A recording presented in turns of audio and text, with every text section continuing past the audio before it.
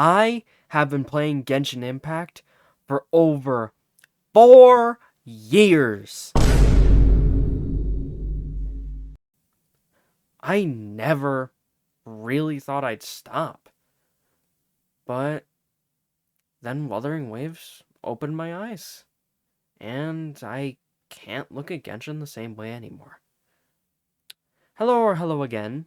Welcome to my channel. My name is Mikuno. I am a longtime player of both games, played both of them since launch, and wanted to share how Wuthering Waves completely changed my perception of Genshin Impact.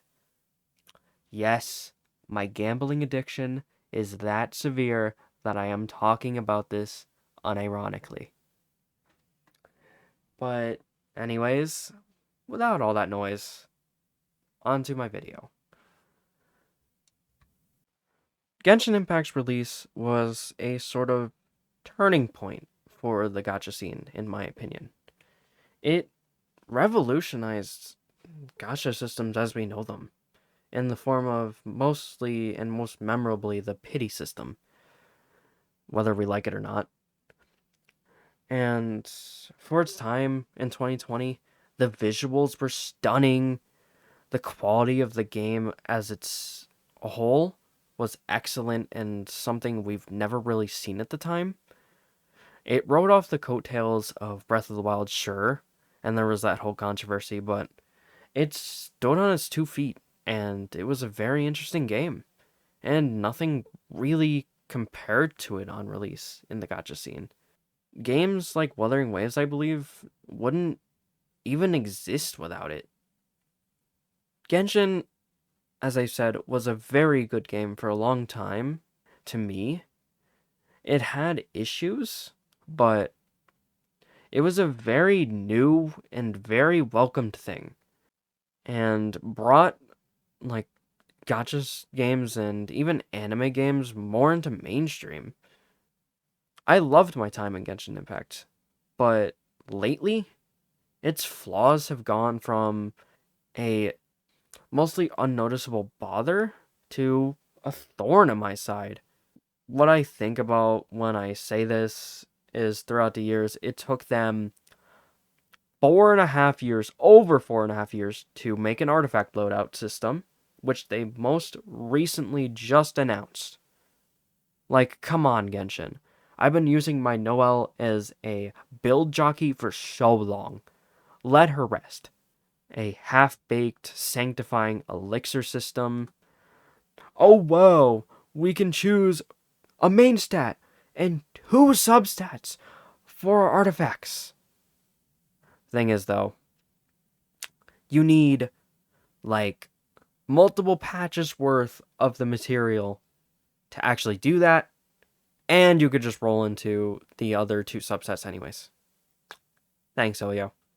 Lackluster rewards and pulls per patch, like, for example, the 10 pull anniversary.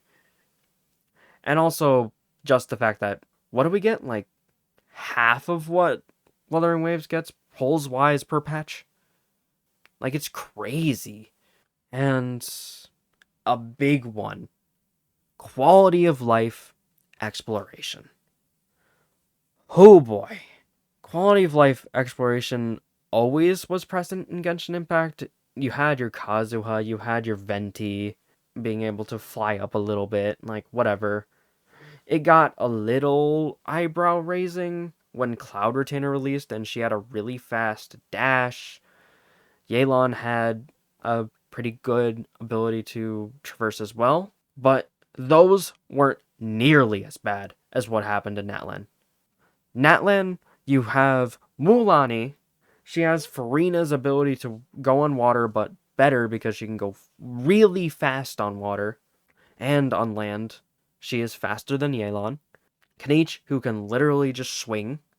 Mavwika, who can pretty much do all of the tribe's stuff. Flying, going on water, riding her motorcycle really fast. Like, why does she have everything? Then Varessa and Chaska completely destroying the exploration in Genshin. what once was fun with pretty much any character, albeit maybe slapping Kazuha or Yelan on, became how many Natlan characters can I fit into this team so I can go the fastest in exploration? And I feel bad if I don't use those characters. Sure, you can get enjoyment from using your older characters that don't have all these crazy abilities exploring, but to me, the difference between using a Mavwika and using, I don't know, like Kaching, it's insane to me. And it just completely killed my like want to use different teams in exploration, which ultimately made the game plain and stale to me.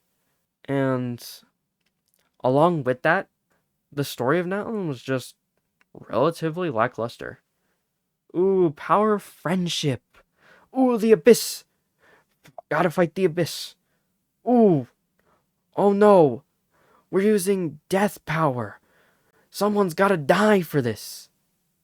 Haha, psych. We're gonna start a paradox. Admittedly, that was cool though. The paradox was cool. But there was like no main character stakes, I feel. As even though Capitano is currently he's sleeping, guys. But I doubt he's dead. And that's really sad to say because yeah, we don't want him to die, but riding off the coattails of the peak that was Fontaine and the stakes of the prophecy, how well Farina and Nervillette were written along with everyone else, and then ending on a climax of the Hydro Archon seat literally being removed is such a crazy contrast. And I miss that part of Genshin's storytelling. And genuinely, on the storytelling front, where is all this cool lore that we have? Why do we have to go to unvoiced 8-hour long side quests to get all this really cool lore that we can absorb about the world and Teyvat? But on those points, Genshin, I ultimately feel, doesn't really listen to its players. And its problems eventually ate away at my appreciation I once had, as they just seemed to keep building and building. Sure, they added things to make some things better, but it really wasn't enough in my opinion. Call it Stockholm Syndrome that I still play it while saying all of these things, if you will. But even at the time of, like, writing off of Fontaine's release and into Natlan, I really needed a eye-opener to stop playing the game.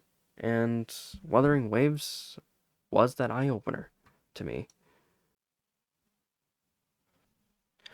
Now, I'm not trying to praise Wuthering Waves as our savior, our god among gods of gacha games, or anything, but I believe it ruined my want to play Genshin anymore.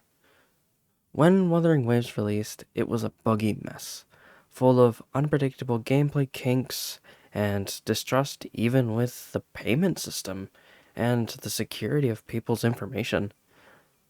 In particular, in my personal experience, I had problems with a memory leak issue in Wuthering Waves, which in layman's terms is just when your RAM or memory gets so overloaded with data from the game that your PC has a stroke and needs some time off work. However, despite this, I stuck with it. It had the movement, the combat, the visuals, and even some sort of Pokedex system that I've never seen in a gacha game before, where you catch the gear you use in the form of echoes, which was extremely cool to me. So, despite my problems with the bugs, EN voice acting, and echo leveling early on, I pressed on because even at the time, I enjoyed it to a similar level than Genshin. However, as time passed, I saw these bugs getting fixed. Compensation was being offered, and player feedback seemed to be being listened to. I felt something I didn't feel in Genshin. I felt listened to, and I felt Kuro had a passion for this game. And Kuro obviously worked very hard to improve on all fronts, and of course, it all erupted with the release of Renacita in 2.0. 2.0 was a turning point for me in Wuthering Waves when it came to enjoyment. The story was engaging, there was a bunch of quality of life improvements, including quality of life exploration that I actually enjoyed in the form of wings that wasn't tied down to certain characters. The voice acting was phenomenal. I loved the European voice actors. And among many other things, Kuro turned up the jets to full blast with this update. And now we are heading into 2.4 and writing off the end of the first anniversary. And I feel Genshin lost its touch and became a relic of the past in the new era of gacha games. Sure, Wuthering Waves has issues that even some has persisted since the beginning, and by all means isn't perfect, but it shed light on what competent devs should look like to me, and was a massive evolution from what I experienced in Genshin, and a massive evolution within itself from launch. And it turned from a game I just liked to a game I absolutely loved. The ultimate goal of gaming is to play games we enjoy. If we are going to waste our time looking at a screen, we might as well enjoy it. However, if we stick to something for too long, we as humans tend to grow attached to things. Genshin got this attachment from me. I was very loyal to it for over 4.5 years. Too loyal to realize my enjoyment was waning. Wuthering Waves opened my eyes to that, being the same type of game Genshin is. And even though I still play Genshin, I just feel this inner dissatisfaction with it. And I've just been thinking about putting it down once and for all, or at least taking a long break from it. I will miss it, and it certainly is and was an excellent game, but in the current times, it failed to meet my expectations, and lost its shine it once had. If you still enjoy Genshin, though, you are extremely valid for that. And at the end of the day, we should play games that entertain us. And nobody else should have a say in what we enjoy. No game is bad if you genuinely like it. But one thing is certain.